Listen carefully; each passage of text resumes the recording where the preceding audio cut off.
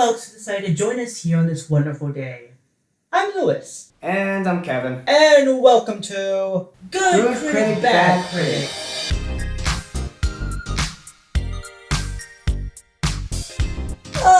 Netflix.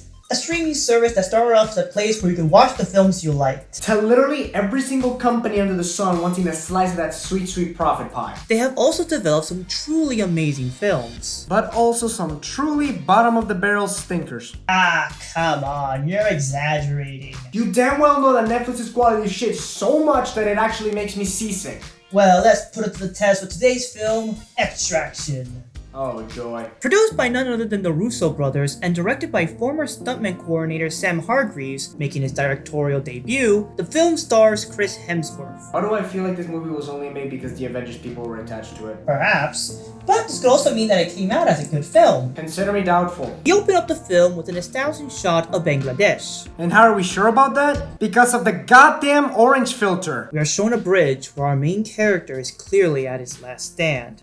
Which feels like the climax of the... Kevin, could you fast forward the film again? I swear I did not touch it. Well then why does it look like... Oh, never mind. There it is. Sorry, dude. Nah, it's okay. Quick to judge, motherfucker.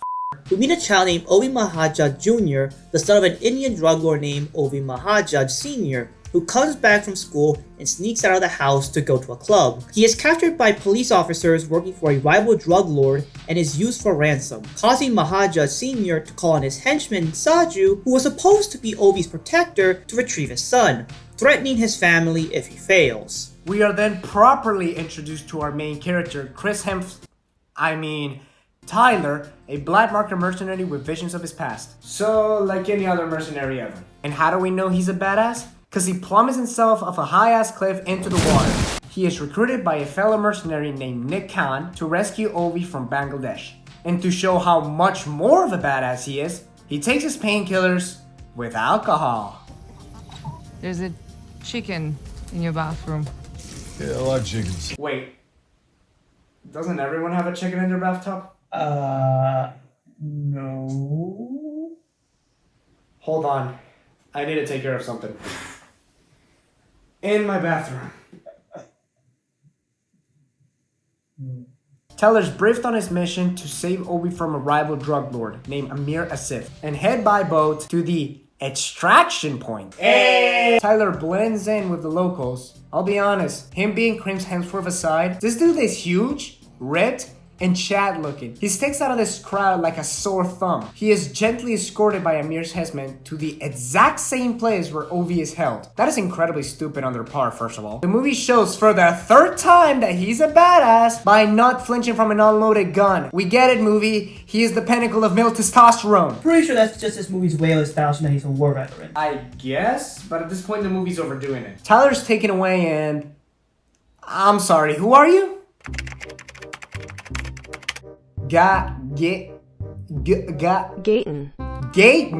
Oh look, he's played by the director himself. Joins the game and saves Tyler. Tyler fights off the henchmen in a very well choreographed action scene that shows off Tyler's skills. He kills them all, but spares a little kid who was working with them, showing Tyler's compassionate side. Or the movie wants to hand-fistedly shove a message about child soldiers. He frees Ovi and begins taking him to the extraction point. Hey! Amir gathers a bunch of children to a rooftop where one named Farhad stands out, so he recruits him. Tyler and Ovi head to a boat, but they are ambushed by Saju and Amir's tactical units. They begin chasing them across a forest, which leads to a car chase across Dhaka, an amazing wonder. They crash and Tyler fights them off thanks to his John Wick style of training. Saju catches up to Tyler, fighting hand-to-hand combat. They fall off a building and somehow survive, and turns into a knife fight.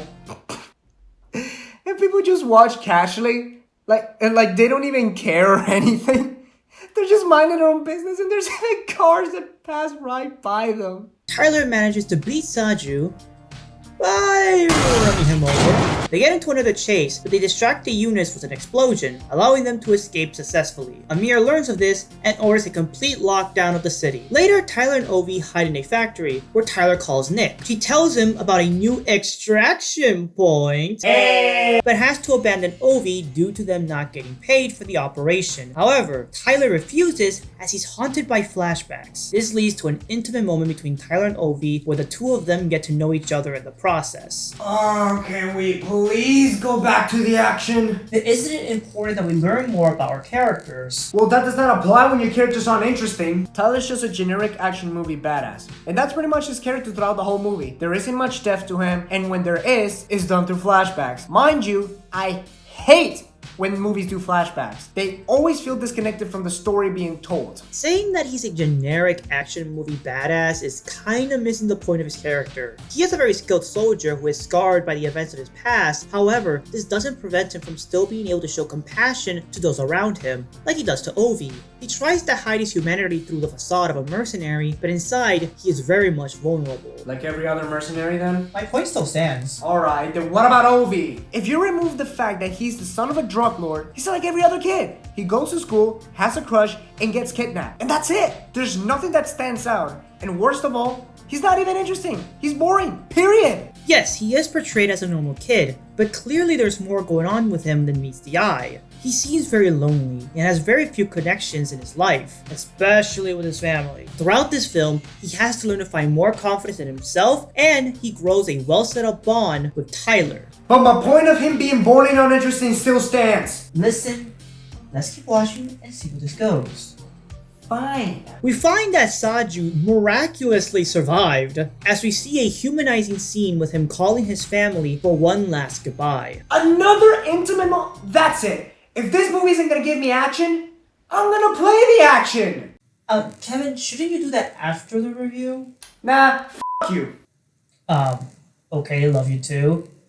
Guess I'll just take over from here. Tyler is confronted by a gang of kids led by Farhad. Oh yeah, that one character that I completely forgot about and didn't give two shits about. Yo! Why is there a sniper there? What a f***ing scumbag! He easily takes care of them and spares their lives, which continues to show his empathy towards children. Tyler meets up with an old comrade named Gasper, who allows them to stay at his home for the night. Hey Kevin, do you want to take over for this? Quadruple kill! Let's go! You are on my property! I'll take that as a no. I own this game! Tyler checks with Ovi, and they have another heart-to-heart. It's here that Tyler reveals that his son died. Also, Ovi calls him a Brad, which... she's not wrong. Gasper gives Tyler a choice to hand over Ovi for $10 million or kill him on the spot. Tyler refuses, and they get into another fight. Gasper gets the upper hand, but Ovi shoots him. He's traumatized by what he has done, and Tyler is close to comfort him. With no other options left, Tyler calls Saju for help, and they team up. Tyler causes a distraction so Saju and Ovi could sneak through. Hey Kevin! Oh, we lost?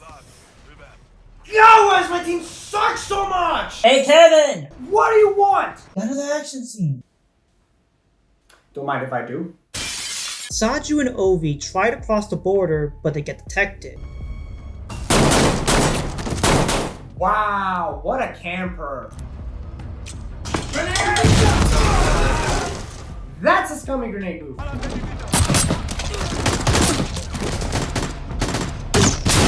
Okay, that's easily more than 5 kills. He should be able to call in a kill streak. As Tyler continues to wipe out soldiers, he makes his way to the bridge. Bro, Tyler's been carrying this whole team and is not even using his kill streaks. Well, he could just be showing off his skills. You know what? Respect. Back on the bridge, Saju fights off as many soldiers as he can in order to protect Ovi.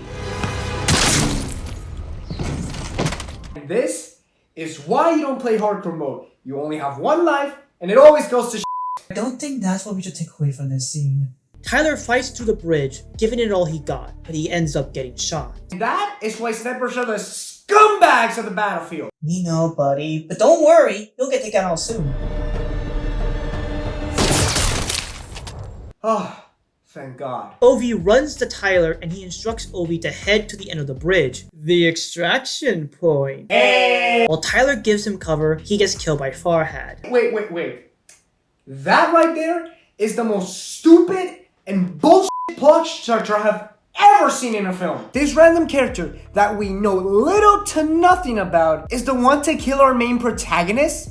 That's not shocking, it's just annoying. Why doesn't the drug lord himself pull the trigger? It would make more sense and have way more impact. I agree with you up to a point. They do a good job in setting up Farhad's character and his motivation for wanting to kill Tyler. This does feel somewhat appropriate that the same kid who he didn't pay any attention to will be the same one who ends up killing him. It's not the outcome I expected, but it fits with what the film sets up. But there's a difference between a surprising outcome and an outcome that's just really annoying and that, strangely, does not fit with the movie at all. But you gotta keep in mind that the film has an overlining theme of child soldiers and how they are used in the battlefield. Farhad is the ultimate representation of that theme. Sure, the movie may portray that, but it does it so hand-fistedly that it ends up being less about the message and more about drilling it down your skull. Well, despite the execution, Tyler dies and Ovi manages to escape. 8 months pass, Asif is killed, and Ovi goes back to the school. Ovi jumps into the school's swimming pool and we see a man washing him,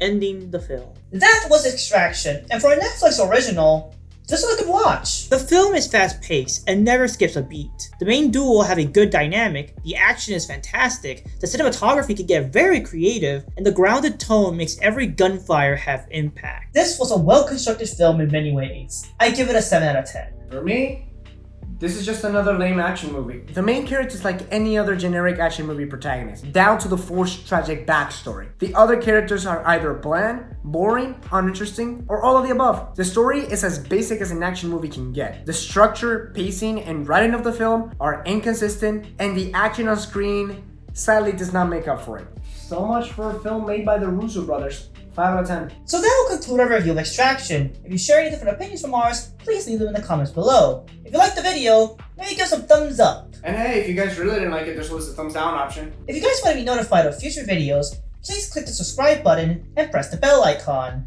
Aside from that, I just hope you all have a wonderful or terrible rest of your day. So Kevin, how long have you had chicken in your bathroom? Alright, first match. Who wants some? Alright, have fun. That was Extraction, and that is why snipers are the scumbags of the crucible. So that's just fix my hair a bit, because my hair is important. Hey. Don't mind if I move. Oh no. Oh Lord, that fell.